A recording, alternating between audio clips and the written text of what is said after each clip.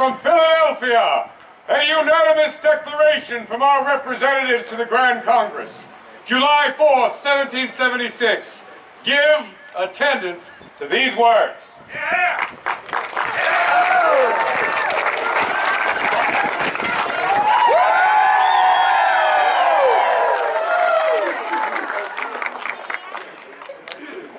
When in the course of human events it becomes necessary for one people to dissolve the political bands which have connected them with another, and to assume among the powers of the earth the separate and equal station to which the laws of nature and of nature's God entitle them, a decent respect to the opinions of mankind requires that they should declare the causes which impel them to the separation.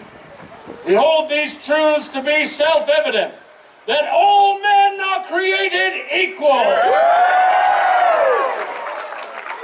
that they are endowed by their Creator with certain unalienable rights, that among these are life, liberty, and the pursuit of happiness. That to secure these rights, governments are instituted among men, deriving their just powers from the consent of the governed. That whenever any form of government becomes destructive of these ends, it is the right of the people to alter or to abolish it. And to institute new government, laying its foundation on such principles and organizing its powers in such form as to them shall seem most likely to affect their safety and happiness. Prudence indeed will dictate that governments long established should not be changed for light and transient causes. And accordingly, all experience hath shown that mankind are more disposed to suffer, while evils are sufferable, than to right themselves by abolishing the forms to which they are accustomed. But when a long train of abuses and usurpations, pursuing invariably the same object, evinces a design to reduce them under absolute despotism, it is their right, it is their duty to throw off such government and to provide new guards for their future security.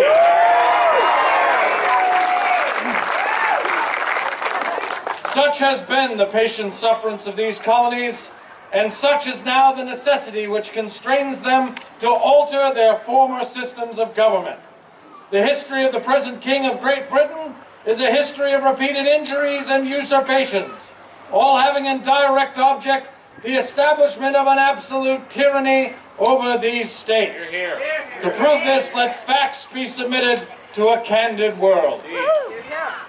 He has refused his assent to laws, the most wholesome and necessary for the public good.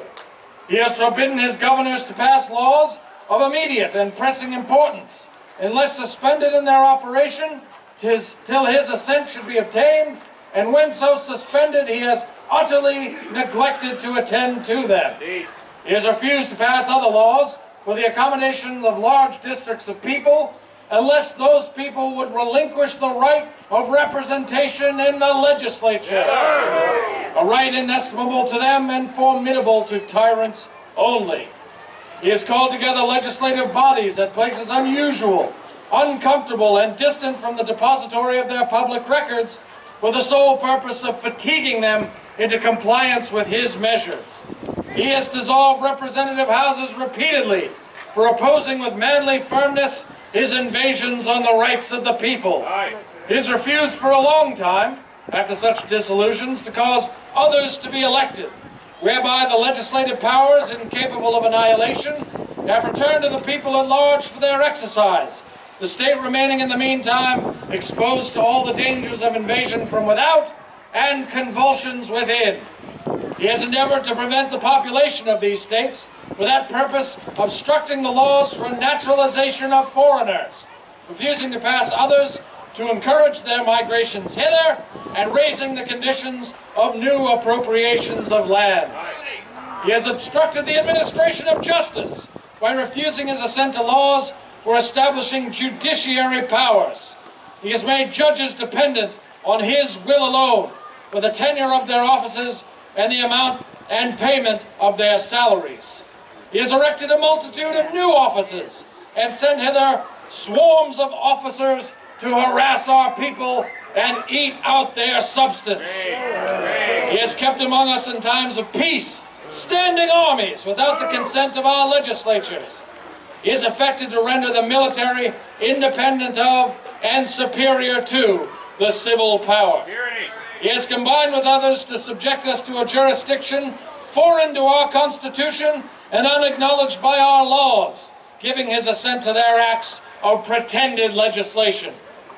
For quartering large bodies of armed troops among us, for protecting them by mock trial from punishment for any murders which they should commit on the inhabitants of these states, for cutting off our trade with all parts of the world, for imposing taxes on us without our consent, for depriving us in many cases of the benefits of trial by jury, for transporting us beyond the seas to be tried for pretended offenses, for abolishing the free system of English laws in a neighboring province, establishing therein arbitrary government and enlarging its boundaries so as to render it at once an example and fit instrument for introducing the same absolute rule into these colonies, for taking away our charters, abolishing our most valuable laws, and altering fundamentally the forms of our governments, for suspending our own legislatures and declaring themselves invested with power to legislate for us in all cases whatsoever. He has abdicated government here by declaring us out of his protection and waging war against us. He has plundered our seas, ravaged our coasts, burnt our towns, and destroyed the lives of our people. He is at this time transporting large armies of foreign mercenaries to complete the works of death, desolation, and tyranny already begun with circumstances of cruelty and perfidy scarcely paralleled in the most barbarous ages and totally unworthy the head of a civilized nation.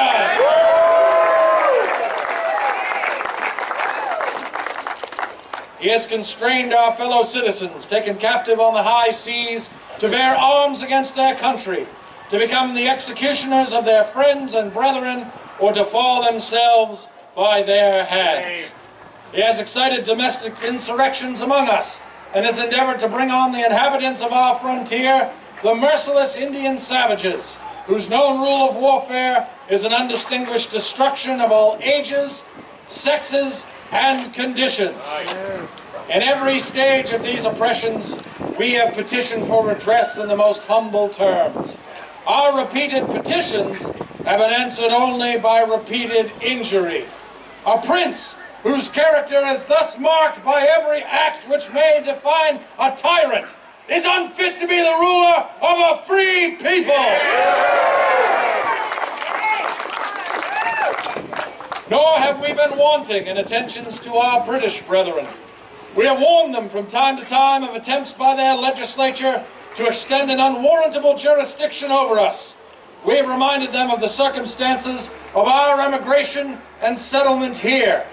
We have appealed to their native justice and magnanimity, and we have conjured them by the ties of our common kindred to disavow these usurpations, which would inevitably interrupt our connections and correspondence.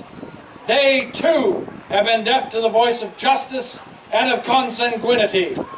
We must therefore acquiesce in the necessity which denounces our separation and hold them as we hold the rest of mankind, enemies in war, in peace, friends. Hear, hear. We therefore, the representatives of the United States of America,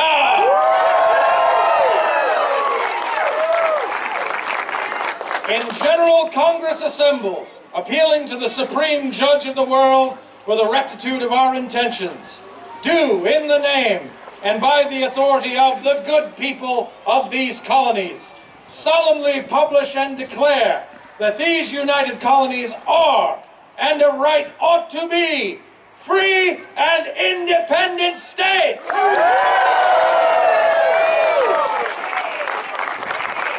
That they are absolved from all allegiance to the British Crown, and that all political connection between them and the state of Great Britain is, and ought to be, totally dissolved. And that as free and independent states, they have the full power to levy war, conclude peace, contract alliances, establish commerce, and to do all other acts and things which independent states may of right do. And for the support of this declaration, with a firm reliance on the protection of divine providence, we mutually pledge to each other our lives, our fortunes, and our sacred honor. Signed by order and in behalf of the Congress, John Hancock, President. My neighbors, may God bless these United States!